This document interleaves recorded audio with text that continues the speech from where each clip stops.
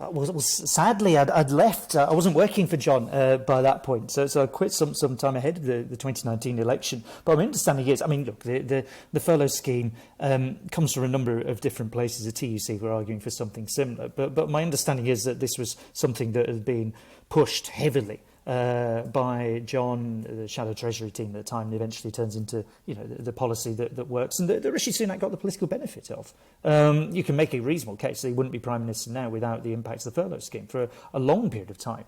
Understandably, in the middle of a huge and frightening crisis, you're the guy handing out lots of money to people. Understandably, he was popular on the back of this, but it's a good point. It was the right thing to do. You can question some of the details around it. It was basically the right thing to do. So that isn't a bad point to get to. Like, if you're in politics and trying to make a difference, it's not bad that people are doing sort of the right things. And actually, if you want to advance on doing the right things and do more, it's good to have that in the bag and then think about what you do next.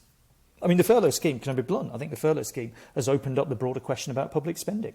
I think austerity is going to be harder this time round. It's going to be harder anyway, but it's going to be a lot harder, I think, because of the impact of furlough. Because actually people have had an experience of what government could do and how things could be different and could be quickly different in a way that they didn't have perhaps a few years before that.